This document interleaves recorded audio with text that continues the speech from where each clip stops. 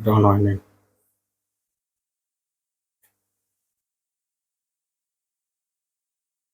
আলহামদুলিল্লাহ, সকল বাধা, জল্পনা কল্পনা এবং নানা নাটকীয়তার পর জাকসুর ফলাফল অবশেষে জানা গেল। কি জানা গেল? জাকসু নির্বাচনে ভিপি পদে স্বতন্ত্র প্যানেল সম্মিলিত জোটের আব্দুর রশিদ জিতু ভিপি এবং জিএস পদে ছাত্র শিবির প্যানেল সমন্বিত শিক্ষার্থী জোটের মাঝহারুল ইসলাম, আর এজিএস পদে ছেলেদের মধ্য থেকে ছাত্র শিবির প্যানেল সমন্বিত শিক্ষার্থী জোটের ফেরদৌস আল হাসান এবং মেয়ে এজিএস পদে ছাত্র শিবির প্যানেল সমন্বিত শিক্ষার্থী জোটের আয়েশা সিদ্দিকা মেঘলা আনুষ্ঠানিকভাবে নির্বাচিত। এছাড়া জাকসুতে মোট ২৮টি পদের ২১টিতে ছাত্র শিবির প্যানেল সমন্বিত শিক্ষার্থী জোটের প্রার্থীদের নিরঙ্কুশ জয় এসেছে।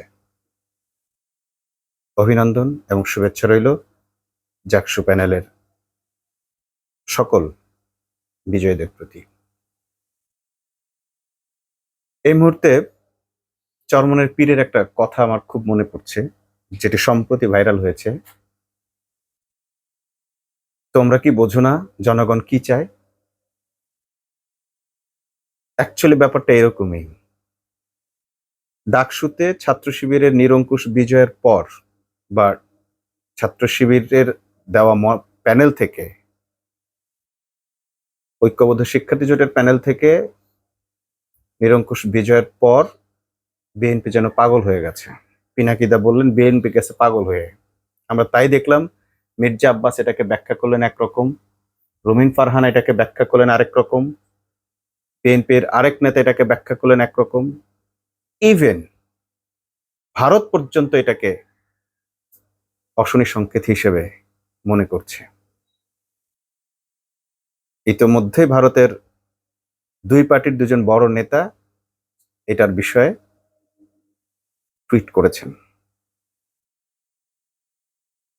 তারা এই ইসলামপন্থীদের এই বিজয়কে আওয়ামী লীগ এবং বিএনপির ব্যর্থতা মনে করছেন এবং ভারতের জন্য এটা অশনি সংকেত মনে করছেন। তো ডাকসু এক ছাত্র সংসদের নির্বাচনের পর যদি তাদের এ অবস্থা হয়, কেন হয়? কারণ তারা তাদের দুর্বলতা বুঝতে পারছেন। এমনকি হঠাৎ করে এত বছর যারা নির্যাতনের শিকার ছিল, সেই ছাত্র শিবির, তাদের প্যানেলের কিংবা সাধারণ ছাত্র জনতার এই নিরঙ্কুশ বিজয়কে তারা কোনোভাবেই মেনে নিতে পারছেন না। মোট কথা হচ্ছে, জনগণের ভাষাকে তারা এতদিন দমিয়ে রেখেছিলেন। তারা নিজেদেরকে বড় দল বলে দাবি করছিলেন, সবচেয়ে জনসমর্থিত দল বলে দাবি করছিলেন। জামাত শিবিরে কোনো জনসমর্থন নেই, জামাত শিবিরের কাউকে, তাদেরকে কেউ ভোট দিবে না, তারা সেজন্য নির্বাচনে যেতে চায় না, নানা ধরনের কথা তাদেরকে বলা হয়েছে। কিন্তু যেই একটা নির্বাচন হলো, ডাকসু নির্বাচন হলো, তাদের সমস্ত ৯১, ৯২, তার আগের ২০০১-এর, ৮-এর সকল হিসেব নিকেশ সব জল্পনা কল্পনা অন্যদিকে চলে গেল, সব মিথ্যা প্রমাণিত হলো। যেই টকশোতে বসে তাদের বুদ্ধিজীবীরা বলছিল যে জামাত শিবিরের কোনো জনসমর্থন নেই, তাদের আছে শুধু বট বাহিনী, সেই তারাই এখন পল্টি খেতে শুরু করেছেন যে এত ভোট কিভাবে শিবির পেল। এখন এই ভোট পাওয়াটাকে তারা নানাভাবে ব্যাখ্যা করতে শুরু করেছে। ডাকসুর পর আমরা মোটামুটি ধরে নিয়েছিলাম যে জাহাঙ্গীরনগর বিশ্ববিদ্যালয় এমন একটা জায়গা যেখানে বামপন্থীরা গিজগিজ করে, প্রগতিশীলরা গিজগিজ করে, বা ইসলামের বিরুদ্ধে বড় ধরনের যেখানে ম্যাসাকার চলে, কেউ নামাজ পড়লে, টাকনোর উপরে পোশাক পরলে, দাড়ি রাখলে তাকে যে কোনো সময় হত্যা করা যায়, এরকম একটি পরিবেশ ছিল জাহাঙ্গীরনগর বিশ্ববিদ্যালয়ে। শুধু নামাজ পড়ার জন্য কামরুল নামের এক শিবিরের ছেলেকে হত্যা করা হয়। সে হলের পরিবেশ সম্পর্কে জানতো না, সে বাইরে থেকে এসেছিল, কেবল ভাইবা দিতে এসেছিল।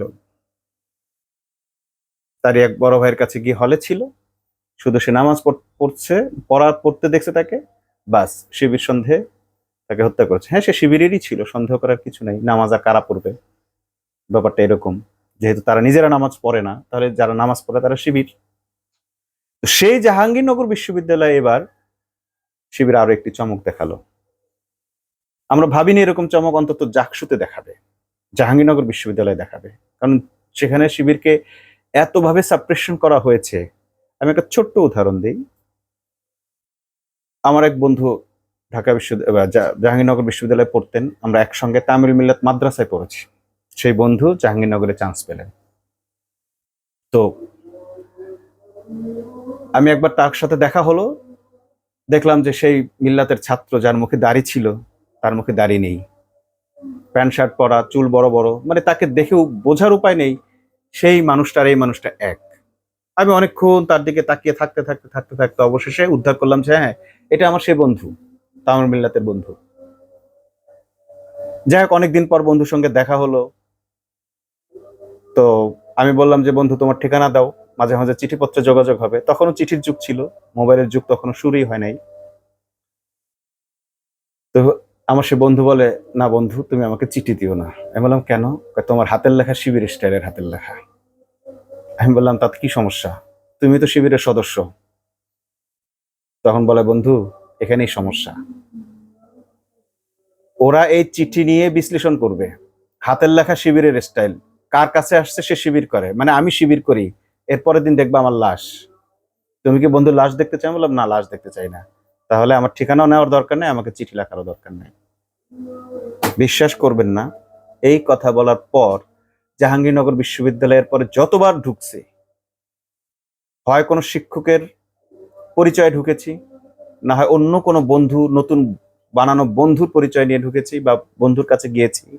অনেক কিছু করেছি জাহাঙ্গীরনগরে, আমরা সারাদিন গান বাজনা করেছি, নাটক করেছি, শুটিং করেছি, কিন্তু আর কখনো এইরকম পূর্ব পরিচিত যাদেরকে আমরা শিবির হিসেবে চিনতাম তাদের সঙ্গে ভুলেও আর কখনো যোগাযোগ করিনি, কারণ আমাদের যোগাযোগের কারণে না যেন তারা আবার বিপদে পড়ে যায়। একবার খুব বিপদে পড়ে আমার পায়ের চিকিৎসার জন্য, সিআরপিতে চিকিৎসার জন্য জাহাঙ্গীরনগর বিশ্ববিদ্যালয়ে এক রাত থাকার চেষ্টা করেছিলাম, মানে ভেবেছিলাম যে থাকবো, যেহেতু ঢাকায় আসলে ঢাকা বিশ্ববিদ্যালয়, আবার সাভারে গেলে জাহাঙ্গীরনগর বিশ্ববিদ্যালয়, আমরা তখন বিশ্ববিদ্যালয়ে পড়ি, বিশ্ববিদ্যালয়টাকেই প্রিফার করি, ছাত্ররা ছাত্রদের জায়গাটাতেই প্রিফার করে। জাহাঙ্গীরনগরের বিশ্ববিদ্যালয়ের স্টুডেন্টরা যখন কুষ্টিয়া গেছেন আমাদের কাছে ছিলেন, আমাদের রুমে ছিলেন। যাই হোক, কিন্তু তখন আমরা জাহাঙ্গীরনগরে কিন্তু থাকি নাই। আমি ওই এক রাত রেডিও কলোনির আশপাশে কোথায় যেন একটু ছিলাম, আমার ঠিক এখন মনে পড়ছে না। এই ছিল হলো জাহাঙ্গীরনগর বিশ্ববিদ্যালয়ের পরিস্থিতি। কোনো মানুষ সেখানে নিরাপদ ছিল না। যে কোনো মুহূর্তে যে কাউকে যে কোনো ভাবে শিবির সন্দেহ করে বা আইডেন্টিফাই করে তাকে সাথে সাথে হত্যা করাটা সেখানকার জন্য বৈধ। কোন টিচার বাধা দিলে সেও ট্যাগ খাবে। আপনারা এবার জাকসুতে দেখলেন, যেই টিচাররা ছাত্র দলের হয়ে এত কিছু করলো, তারেক রহমানের সঙ্গে মিটিং করলো, নির্বাচন বানচালের জন্য যত রকমের ষড়যন্ত্র করার প্রয়োজন হয়, মেকানিজম করার প্রয়োজন হয়, করলো, সেই শিক্ষকরাই শেষ পর্যন্ত আবার পদত্যাগও করলো। আবার সেই শিক্ষকদের বিরুদ্ধে ছাত্রদল বিবৃতিও দিচ্ছে। বোরকা পরা একজন হলের দায়িত্বশীলকে, হল প্রভোস্টকে তারা একেবারে কেউ জঙ্গি বলে মন্তব্য করছে, কেউ আবার জামাত শিবির বলে মন্তব্য করছে। অথচ এই মহিলাকে, এরকম অভিযোগ এর আগেও দেখা হয়েছে, মহিলা শিক্ষিকাকে নানাভাবেই প্রমাণিত হয়েছে তার সঙ্গে জামাত শিবিরের কোনো যোগসাজশ নেই, কোনো ধরনের সম্পর্ক নেই। তিনি নীতিতে অটল, তিনি নীতিতে অটল, এটাই তার সবচেয়ে বড় সিমটম জামাত শিবির হওয়ার জন্য। তিনি বোরকা পরেন, এটাই বড় সিমটম। অর্থাৎ এই বাংলাদেশে, এই মুসলমানের বাংলাদেশে মানুষ তার মুসলমানিত্ব ধরে রাখতে পারবে না, তাহলে তাকে হত্যা করা বৈধ। আপনারা কি ভাবছেন এটা আজকের কথা? এটাই ছিল মুক্তিযুদ্ধের চেতনা। মুক্তিযুদ্ধের মূল চেতনা হচ্ছে বাংলাদেশে কোনো মুসলমান থাকতে পারবে না, যদি থাকে তাকে অমুসলিম পরিচয় দেওয়া লাগবে না, সেকুলার মুসলিম হিসেবে পরিচয় দিয়ে থাকতে হবে, নামে মুসলিম হয়ে থাকতে হবে। এই বাংলাদেশে এই রাজনীতি এনেছিল কে? আওয়ামী মুসলিম লীগ থেকে যারা মুসলিম শব্দ বাদ দিয়ে আওয়ামী লীগ করেছিল তারা এনেছে। কেন এনেছে? কারণ তাতে তাদের দাদাদের স্বার্থ উদ্ধার হয়। বাংলাদেশকে ভারতের কলোনি বানাবার জন্য মুসলমানদের উপর হেন নির্যাতন নেই যা আওয়ামী লীগ করেনি। প্রথমে মুসলমানদেরকে তারা পাইকারি দরে হত্যা করলো অবাঙালি বলে। এই অবাঙালিরা বাংলাদেশে থাকার নাগরিকত্ব পেয়েছিল 1947-এর আইন অনুযায়ী, কিন্তু তাদেরকে থাকতে দেওয়া হয়নি। তাদেরকে হত্যা করা হয়েছে কি? বাঙালি। যুদ্ধ শেষে মুসলমানদেরকে, শুধু তাদেরকে না, মুসলমানদেরকে হত্যা করার বৈধতা পেল রাজাকার বলে। কত মানুষকে হত্যা করেছে আপনারা গামসা কাদেরের ইতিহাস জানেন। প্রকাশ্যে মানুষ হত্যা করেছে, খুঁচিয়ে খুঁচিয়ে মানুষ হত্যা করেছে বায়োনেট দিয়ে। কি? রাজাকার। আগে ছিল অবাঙ্গালি, তারপর আসলো রাজাকার। অর্থাৎ বাংলাদেশ থেকে মুসলমানদেরকে হত্যা করে ধ্বংস করে নির্মূল করতে হবে। মুসলমানদেরকে নির্মূল করার জন্য বাংলাদেশে একটি কমিটি হয়েছিল, ঘাতক দালাল নির্মূল কমিটি। মূলত এই নির্মূল কমিটি সেই কমিটি যারা বাংলাদেশ থেকে মুসলমানদেরকে নিশ্চিহ্ন করতে চায়। আর এই মিশন ভারতের মিশন। বিএনপি কে এটা জানে না? জানে। মির্জা আব্বাস ছাত্র শিবিরের একটি সদস্য সম্মেলনে গিয়ে নিজ মুখে বলেছেন, তিনি দেশের নাম না বলে ইঙ্গিত দিয়ে বলেছেন যে অমুক জায়গায়, অমুক বিদেশের একটা বাইরের দেশে তিনি সফরে গিয়েছিলেন। সেই সফরে গিয়ে তিনি যখন দেখলেন মোদির কথা মানে ভারতের প্রেসিডেন্টের কথা বললেন, প্রধানমন্ত্রীর কথা বললেন, যে ওখানে গিয়ে যখন তিনি দেখলেন যে এরকম একটি জায়গায় এতগুলো মসজিদ আছে, তখন সে বলেছে যে ভারতে এখন অনেক মসজিদ রয়ে গেছে। এটা নিয়ে তার খুব আক্ষেপ।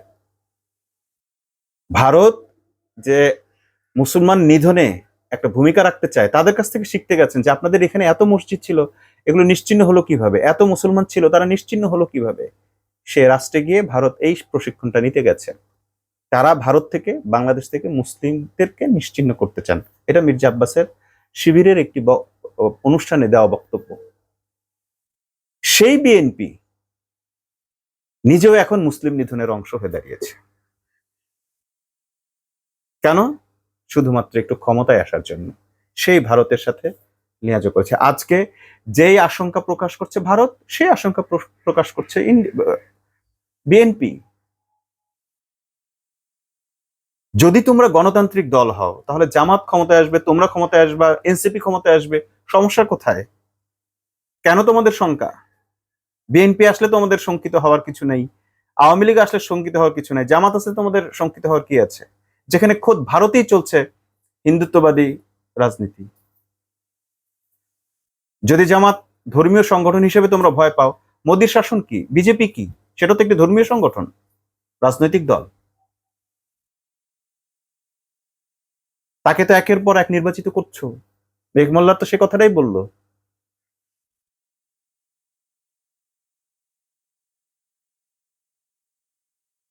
এই যে জাকসুতে এত নাটক করলেন, এই নাটকের মূলে ছিল কি?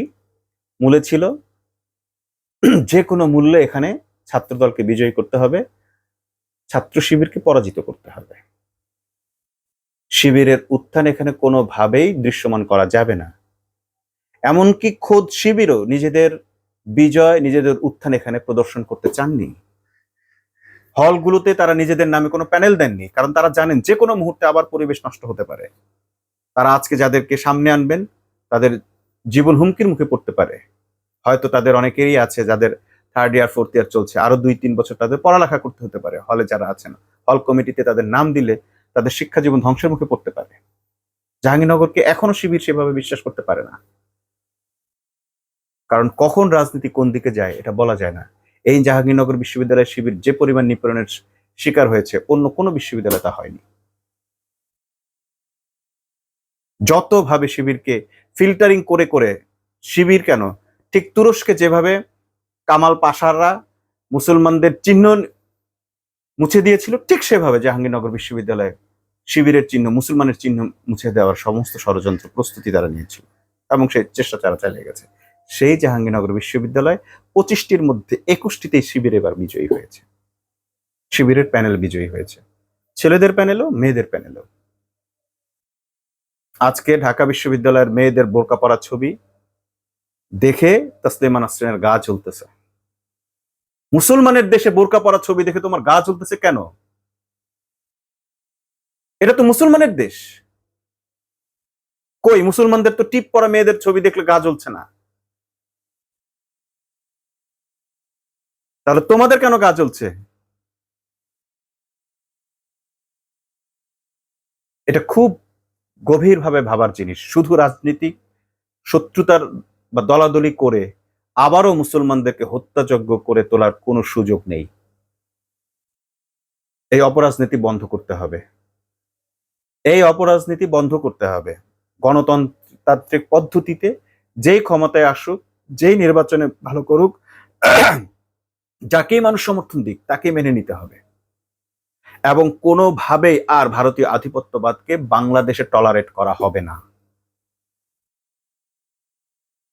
আমি তো মনে করি জুলাই সনদে প্রত্যেকটা রাজনৈতিক দলের এইভাবে মুচলেকা দিয়ে তারপরে নির্বাচনে আসা উচিত। লিখিত দলিল হবে যে ভারতীয় আধিপত্যবাদকে আমরা আর কোনোভাবে এই বাংলাদেশে ঠাঁই করতে দিব না। যারা এটা করবে না তারা নির্বাচনেই অযোগ্য ঘোষণা হবে। তাদেরকে জনগণের সামনে উপস্থাপন করা হবে যে তারা ভারতীয় আধিপত্যবাদের বিরুদ্ধে অ্যাকশন নিতে রাজি নয়, জনগণ ডিসিশন নেবে। ফিরে আসছি সেই চরমনের পীরের কথা, তোমরা কি বোঝো না জনগণ কি চায়?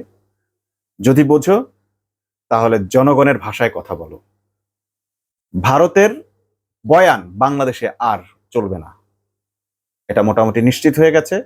যদি এই রিয়েলিটি মেনে নিতে পারো মেনে নাও, আর তা না হলে ডাকসুতে ধরা খেয়েছো, জাকসুতে খেয়েছো, আর রাকসু এবং চকসুতে তো নিশ্চিতভাবে ধরা খাবা। জাতীয় নির্বাচনে, আবারও বলছি, জাতীয় নির্বাচনে অবশ্যম্ভাবীভাবে বিপর্যয় ঘটবে।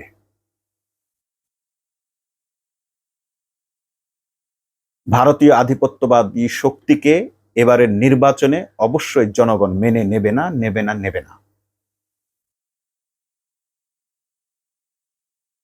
এই আশাবাদ ব্যক্ত করে আজকের কথা এখানে শেষ করছি। আল্লাহ হাফেজ।